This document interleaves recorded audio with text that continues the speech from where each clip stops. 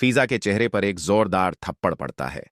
शीरी गुस्से में कहती है, तुमने तो मेरे बेटे की जिंदगी के पीछे हाथ धोकर पड़ गई हो।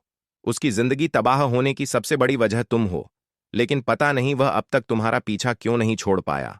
फीजा जवाब देती है, आप कैसी मां हैं जो अपनी ही औलाद की खुशियों की दुश्मन बन गई हैं? आपको अंदाजा भी नहीं कि आपके फैसले एक दिन आपसे क्या कुछ छीन सकते हैं। आप खुद अपने बेटे को अपने से दूर कर रही हैं। अगर आज अरसलान इस तरह का इंसान बन गया है तो उसकी सबसे बड़ी जिम्मेदार भी आप ही हैं। फीजा की यह बात सुनते ही शीरी का गुस्सा सातवें आसमान पर पहुंच जाता है। वह फीजा को जोर से धक्का देती है और कहती है, तुम थप्पड़ खाने के ही लायक हो।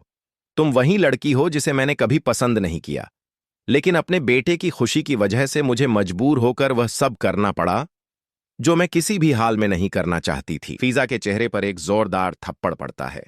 शीरी गुस्से में कहती है, तुमने तो मेरे बेटे की जिंदगी के पीछे हाथ धोकर पड़ गई हो। उसकी जिंदगी तबाह होने की सबसे बड़ी वजह तुम हो, लेकिन पता नहीं वह अब तक तुम्हारा पीछा क्यों नहीं छोड़ पाया। फीजा जवाब देती है, आप कैसी मां हैं जो अपनी ही औलाद की खुशियों की दुश्मन बन गई हैं? आपको अंदाजा भी नहीं कि आपके फैसले एक दिन आपसे क्या कुछ छीन सकते हैं।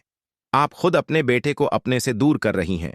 अगर आज अरसलान इस तरह का इंसान बन गया है तो उसकी सबसे बड़ी जिम्मेदार भी आप ही हैं।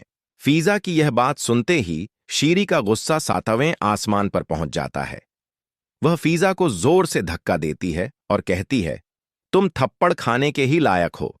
तुम वही लड़की हो जिसे मैंने कभी पसंद नहीं किया, लेकिन अपने बेटे की खुशी की वजह से मुझे मजबूर होकर वह सब करना पड़ा जो मैं किसी भी हाल में नहीं करना चाहती थी। फीजा के चेहरे पर एक जोरदार थप्पड़ पड़ता है।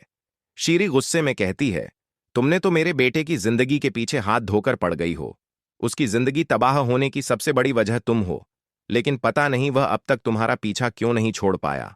फीजा जवाब देती है, आप कैसी मां हैं जो अपनी ही औलाद की खुशियों की दुश्मन बन गई हैं? आपको अंदाजा भी नहीं कि आपके फैसले एक दिन आपसे क्या कुछ छीन सकते हैं। आप खुद अपने बेटे को अपने से दूर कर रही हैं। अगर आज अरसलान इस तरह का इंसान बन गया है तो उसकी सबसे बड़ी जिम्मेदार भी आप ही हैं। फीजा की यह बात सुनते ही शीरी का गुस्सा सातवें आसमान पर पहुंच जाता है।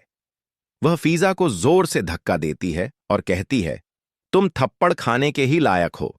तुम वही लड़की हो जिसे मैंने कभी पसंद नहीं किया, लेकिन अपने बेटे की खुशी की वजह से मुझे मजबूर होकर वह सब करना पड़ा जो मैं किसी भी हाल में नहीं करना चाहती थी।